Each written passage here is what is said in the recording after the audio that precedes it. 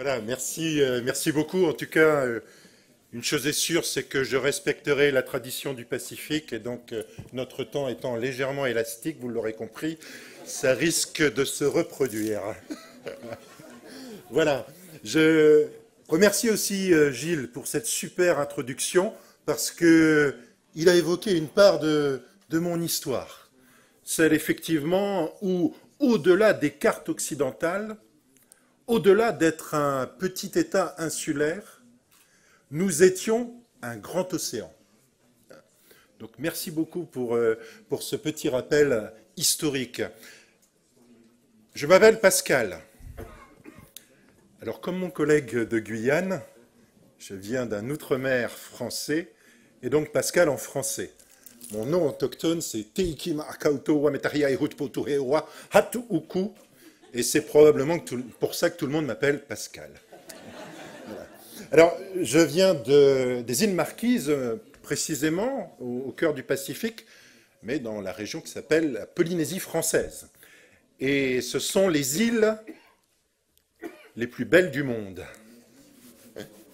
Alors, c'est pas moi qui le dis, hein, ce sont tous les navigateurs, explorateurs, visiteurs, voyageurs, tous ces gens qui, déjà depuis le XVIe siècle, vont et viennent en Polynésie. Et on fait simplement remarquer à la population autochtone qu'elles sont, à tout point de vue, exceptionnelles, tant en patrimoine naturel qu'en patrimoine culturel.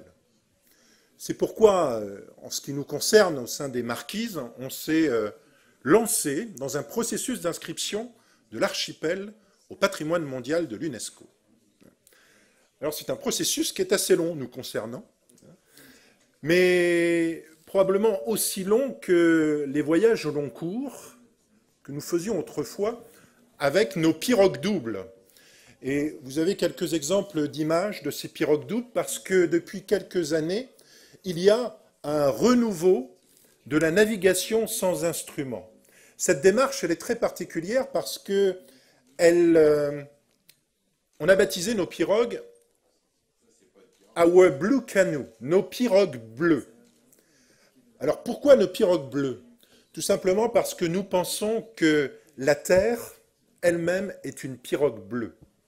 Et que si on apprenait à gérer notre Terre comme on doit se comporter sur un bateau, peut-être en tout cas ça irait mieux.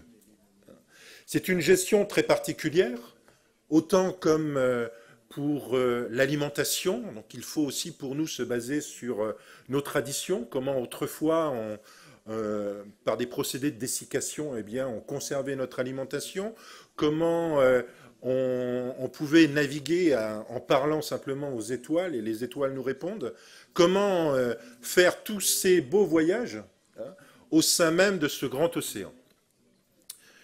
Bref, cette part de notre histoire, elle est ancienne, on essaye de la revivre un petit peu avec nos cousins polynésiens.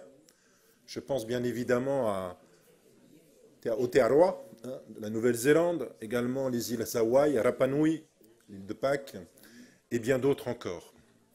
On essaye de la revivre et vous avez vu une image où les pirogues se sont rassemblées l'année dernière à l'ouverture du Congrès mondial des parcs à Sydney. 4 pirogues doubles qui venaient de Nouvelle-Zélande, de Fidji, des îles Cook et des Samoa pour amener un message qui était celui que le changement climatique nous impacte. Nous autres Polynésiens, au-delà des termes un peu techniques que sont développement durable, que sont biodiversité, que sont changement climatique, nous sommes témoins de ces changements.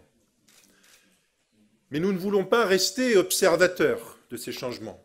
Nous voulons être aussi acteurs de ces changements.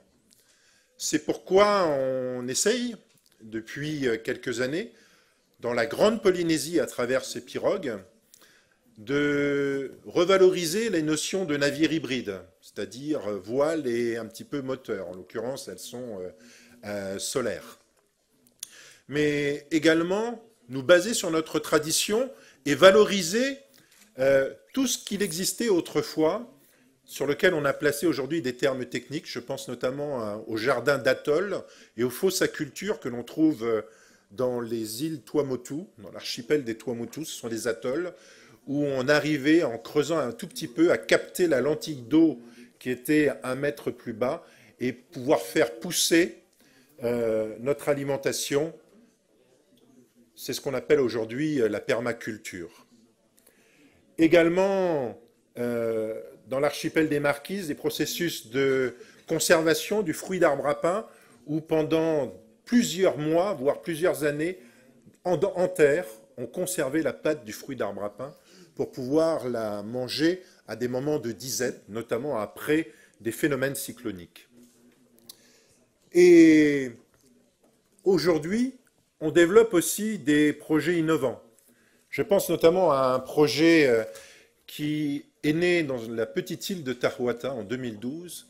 Ce sont les aires marines éducatives. Ce sont des aires marines, des espaces proches côtiers qui sont gérés par des enfants. À l'instar de l'école des savoirs, que nous a présenté tout à l'heure dans le petit film Marichuri,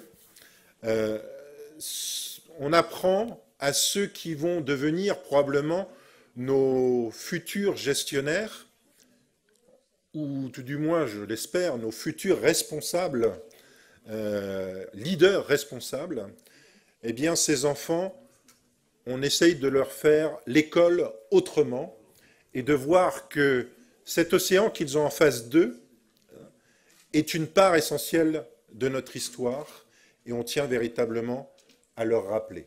Donc ça, c'est un projet qui est vraiment unique au monde, qui a été labellisé désormais en Polynésie française et je sais ô combien la France s'y intéresse depuis quelque temps. On aimerait bien sûr le partager sans équivoque avec vous. Voilà, ça c'est la photo des 4 pirogues au Congrès des Parcs à Sydney l'année dernière. Et vous avez peut-être vu d'autres petites images, notamment des photos qui sont prises, des photos de scènes de vie de la Polynésie prises sous l'eau. C'est une interpellation plutôt artistique d'un artiste qui s'appelle Christian Coulombe, qui est basé en Polynésie française et qui veut, à travers ces 6 scènes de vie, eh bien, rappeler qu'au-delà de la victimisation, il ne s'agit pas d'en rire, bien sûr, mais d'interpeller les personnes sur la donne changement climatique. J'aimerais rappeler aussi, et en fait, c'est Jean tout à l'heure qui en a parlé, nous avons également en Polynésie une part de notre histoire qui est beaucoup plus sombre, qui date des années 60. C'est le fait nucléaire. Ce fait nucléaire qui, aujourd'hui, après certains problèmes sur les atolls sur lesquels ils ont été effectués ces tirs, ces bombes atomiques, et bien notamment sur l'atoll de Moruroa, il y a eu des affaissements. Et je dirais que plutôt que de le voir une fois de plus en tant que victime, je pense qu'on pourrait utiliser ces sites comme observatoire du changement climatique et voir que effectivement on pourrait déjà étudier l'élévation du niveau de la mer sur ces atolls déjà gravement impactés autrefois, qui le sont encore. Voilà, je ne vais pas conclure sur ces belles notes, j'aimerais simplement conclure sur ces belles images. Sachez que, effectivement, le changement climatique nous impacte déjà à travers notre économie. Le COPRA, qui est donc le travail de la noix de coco, eh bien, la salinisation des nappes phréatiques dans les atolls, eh bien, détruit simplement les cocotiers et donc nous perdons beaucoup de cette activité économique. On le retrouve notamment dans le tressage. Et puis l'acidification des océans impacte aussi notre économie, notre deuxième économie, qui est la perliculture, puisque effectivement la nacre est très sensible à ces niveaux d'acidité.